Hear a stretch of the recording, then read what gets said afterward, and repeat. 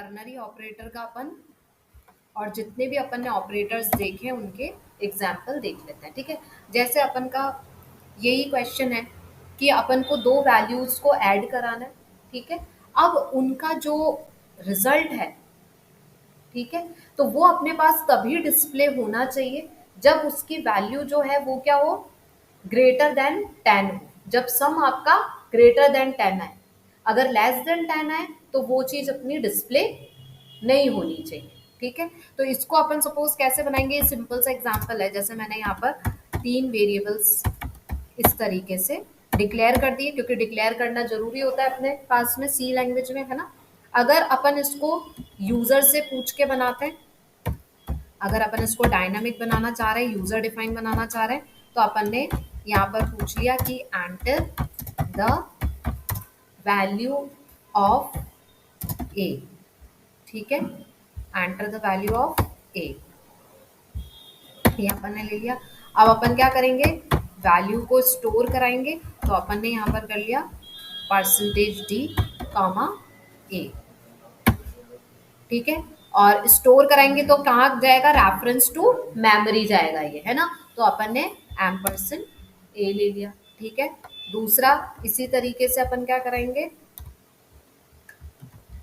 इसको बी की value user से ले लेंगे, तो अपन ने कहा enter the value of B and scan F.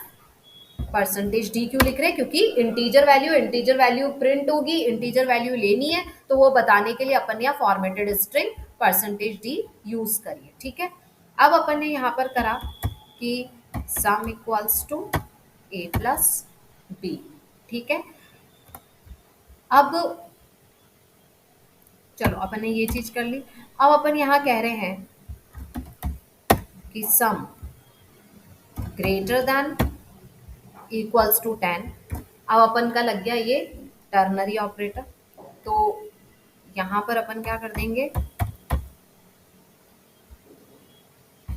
क्योंकि अपन ने यहाँ कर दिया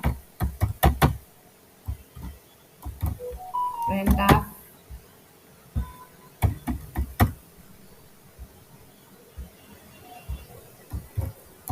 नहीं, तो अपन ने कहा कि the some is less than 10, ऐसा कुछ अपन ने बनाया। ठीक है, तो एक बार अपन इसको रन करके देखते हैं कि क्या आ रहा है अपने पास में। अब अपन ने कहा सपोज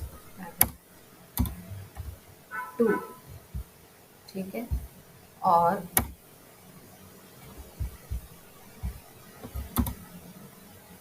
तो ये अपने पास में क्या हो गया, अपन ने कहा कि अगर ग्रेटर देन इक्वल्स टू 10 होता है तो सम आपका क्या हो जाना चाहिए, डिस्प्ले हो जाना चाहिए, है ना।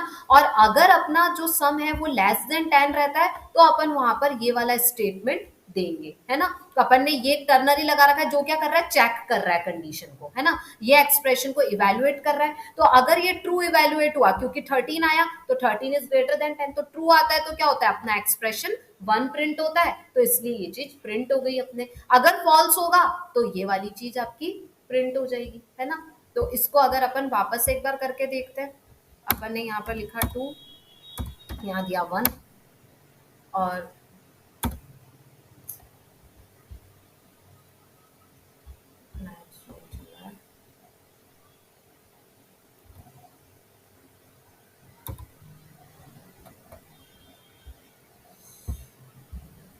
वापस करते हैं।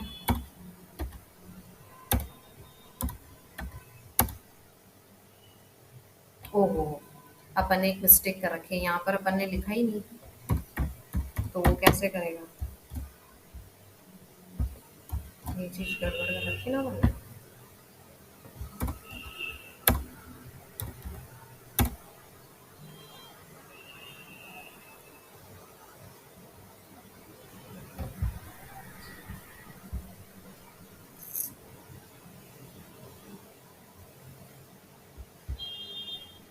रिजल्ट क्यों नहीं आ रहा?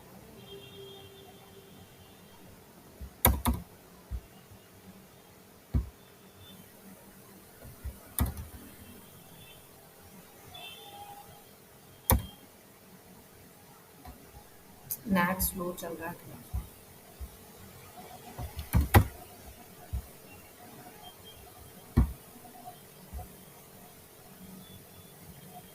उस पर देख लेते हैं अपन।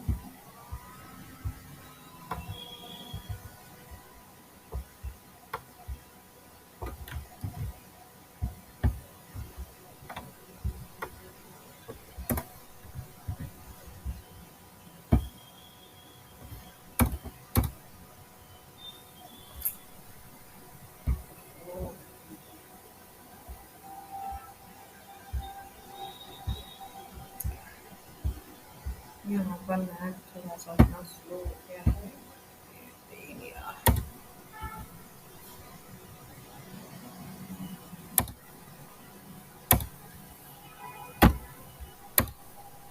आगे देखो, sum is less than 10।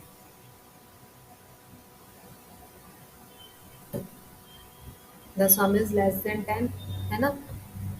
हाँ ठीक है ना, तो ये चीज अपनी यहाँ पर आ गई है ना। तो ये समझ में आया ये वाला प्रोग्राम अपन को, कि अपन ने क्या करा, यूजर से वैल्यू लिए, चाहो तो अपन स्टैटिक दे सकते हैं तो अपन डिक्लेयर करके दे देंगे। यहाँ अपन यूजर से पूछ रहे हैं, यूजर जो भी वैल्यू देगा पहले अपन ने उसका ये निकाला और इस एक्सप्रेशन को क्या कर दिया, इवेल्युएट कर दिया। तो ये तो अपना क्या हुआ, सिंपल एक एग्जाम्पल हुआ इसका, है ना, कि किस तरीके से वर्क करता है। अब देखो ये वाला अपना क्या था, रिलेशनल ऑपरेटर था, तो ये क्या कर रहा था, रिलेशन एस्टेब्लिश कर रहा था। तो सारे ऑपरेटर्स अपने क्या हो रहे हैं यहाँ पर, धीरे धीरे कवर हो रहे हैं। और ये अपना क्या है, टर्नरी ऑपरेटर है ना।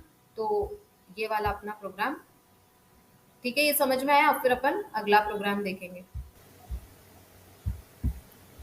कि अपन को सपोज बनाना है इवन ऑड, है ना, कि अगर अपन के पास में नंबर जो है वो इवन डले तो वहां पर प्रिंट हो कि इट इज इवन, अगर ऑड डले तो it is an odd number, है ना। तो अपन एक ही यहाँ पर वेरिएबल लेते हैं कि कोई भी वेरिएबल आपने ले लिया, ठीक है, और अपन उसकी वैल्यू यूजर से ही ले रहे हैं। तो अपन ने यहाँ पर वैल्यू ऑफ एन करके यूजर से ले लिया। अब अपन को क्या करना है, अपना लॉजिकल एक्सप्रेशन बनाना है, जो अपन अभी तक बात करते आए कि आपको जो यहाँ पर लिखते हैं ये क्या होते हैं, अपने लॉजिकल एक्सप्रेशंस होते हैं, है ना। तो अपन यहाँ पर अब क्या करेंगे कि अपन ने ये चीज करी। अगर ये, इसका मतलब क्या होता है, it is a symbol of modulus, जो आपको क्या देता है, शेषफल देता है, रिमाइंडर देता है। तो ये एक तरीका हुआ, तो अपन ने यहाँ पर लिख दिया the number is an even number, नहीं तो हम कह देंगे the number is odd number, ठीक है। तो इसको अपन एक बार देखते हैं रन करके। मैंने दिया 11,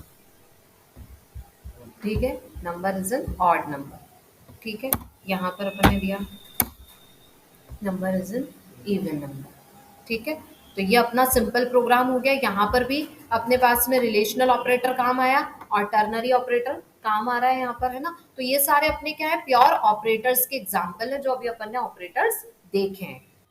हम्म, तो क्या प्रोग्राम बनाने के लिए बोला था अपन ने, वॉवेल और कॉन्सोनेंट, कि यूजर जो भी डाले, अगर वो वॉवेल डाल रहा है तो आपको दिखाना चाहिए कि इट इज अ वॉवेल, अगर उसने कॉन्सोनेंट डाला है तो दिखाना चाहिए कॉन्सोनेंट। वॉवेल अपने पास में होते हैं ए ई आई ओ यू, और कॉन्सोनेंट इनके अलावा जो भी होते हैं वो कॉन्सोनेंट होते हैं। हिंदी में कहें अपन तो स्वर और व्यंजन, ठीक है।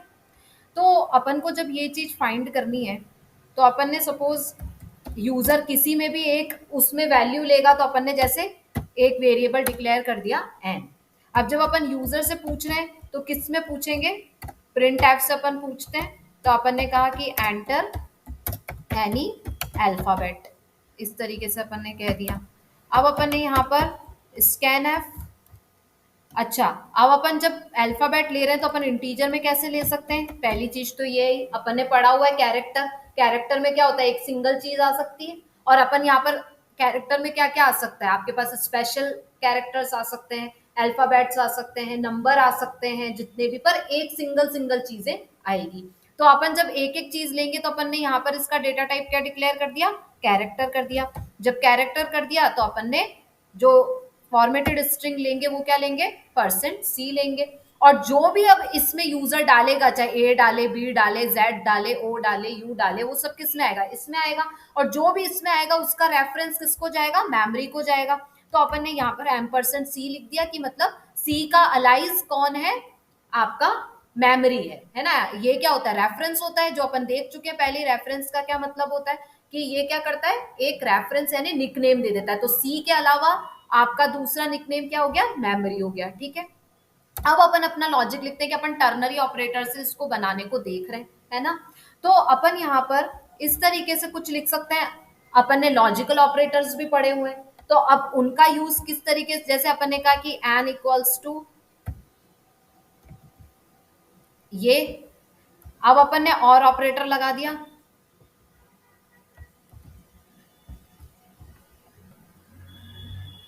और अपन ने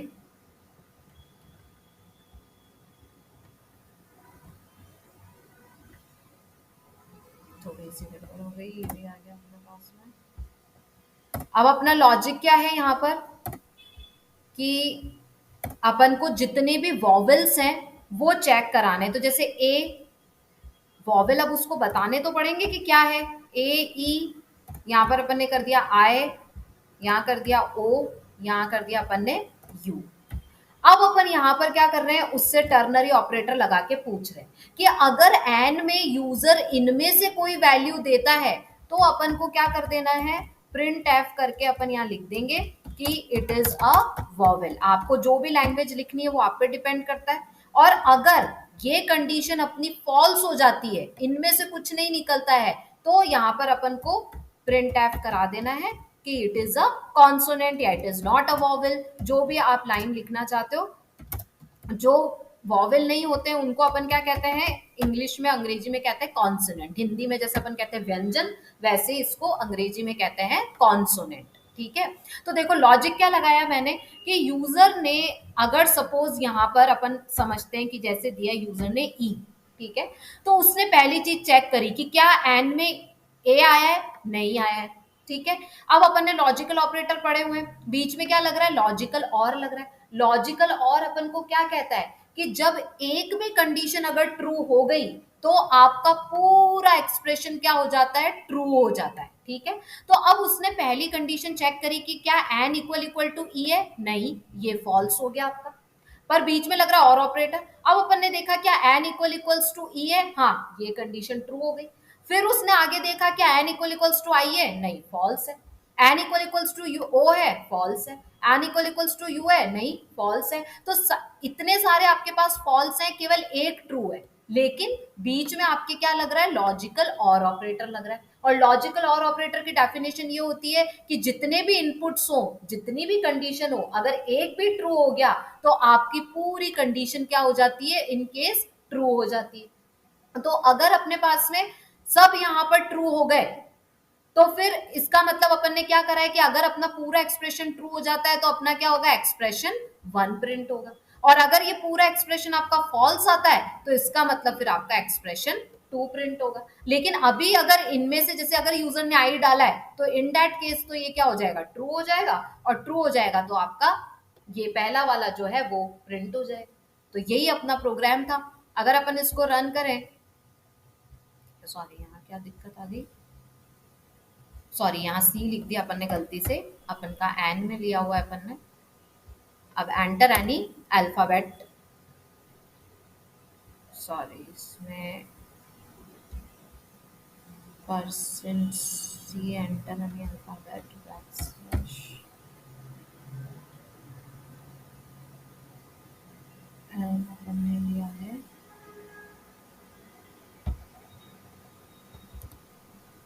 है ना। अब अपन ने सपोज लिया W, it is a consonant.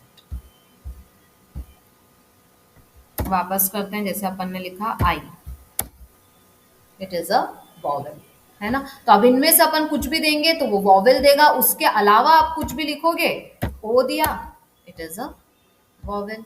इसके अलावा आप कुछ और दोगे, अल्फाबेट आर दिया अपन ने, इट इज अ कॉन्सोनेंट, ठीक है।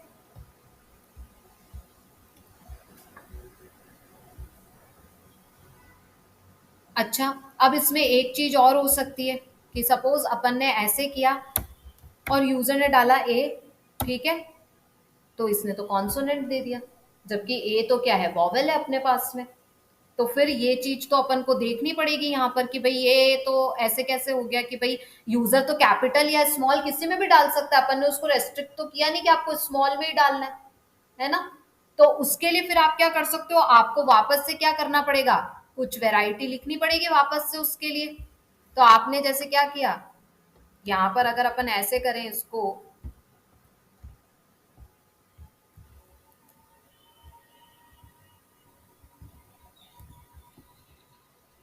तो यहाँ पर अपन ने क्या करना पड़ेगा, अपन ने इसको ऐसे कर दिया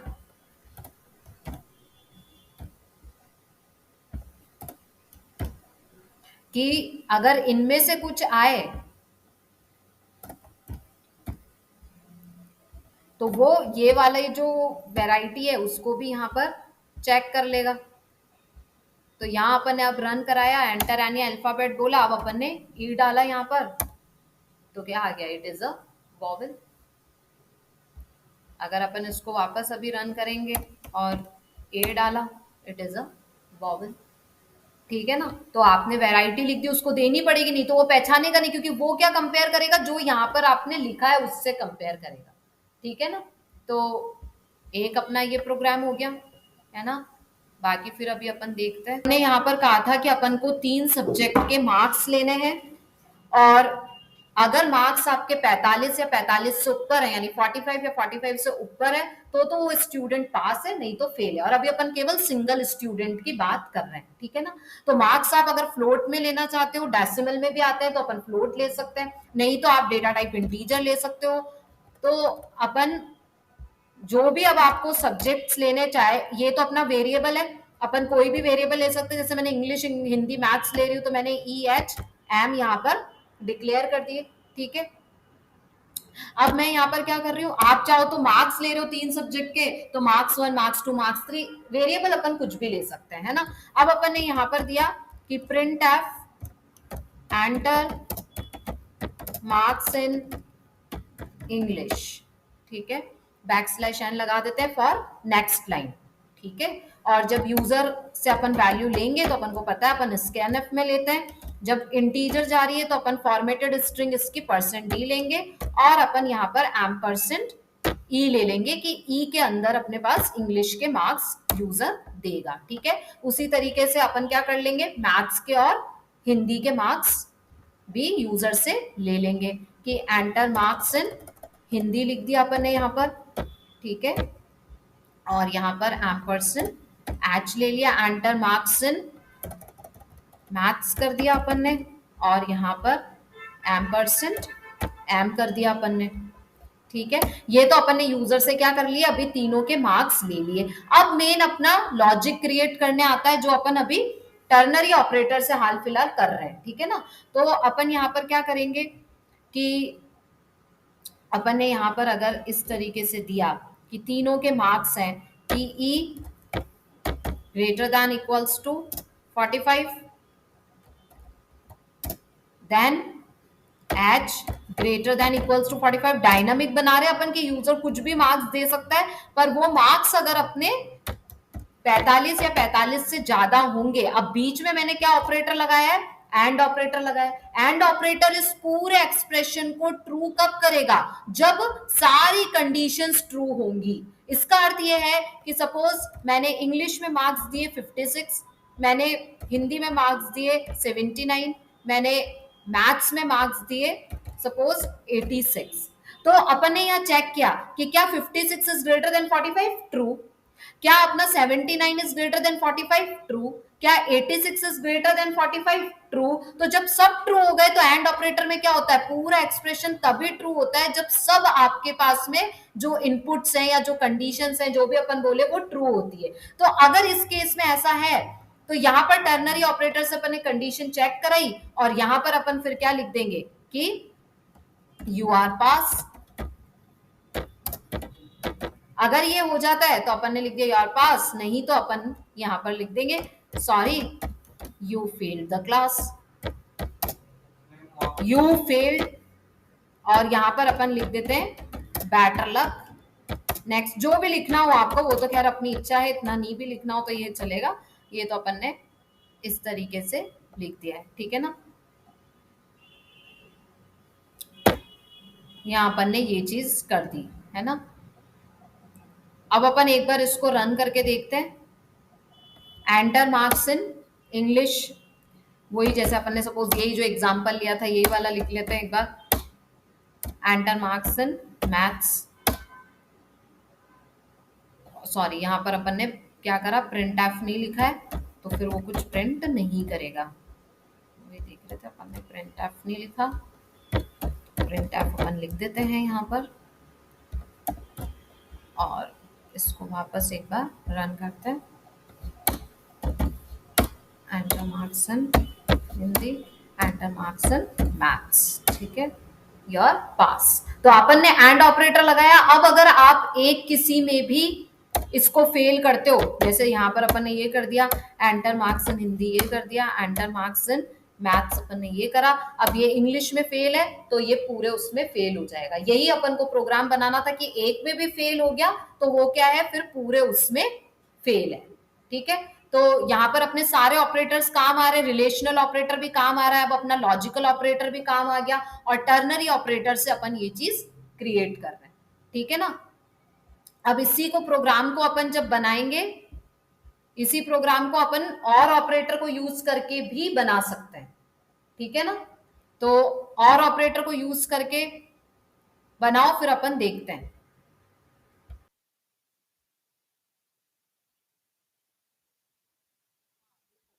अब अपन क्या बता रहे हैं कि यूजिंग टर्नरी ऑपरेटर अपन को बनाना, अपन को फाइंड करना है कि अगर 3 नंबर्स अपन ने यूजर से लिए हैं तो उसमें से सबसे लार्जेस्ट कौन सा है। ये प्रोग्राम था अपना, ठीक है। तो अगर अपन 3 यूजर से वैल्यूज ले रहे हैं तो उसके लिए अपन को क्या चाहिए, 3 वेरिएबल्स चाहिए पहले, है ना।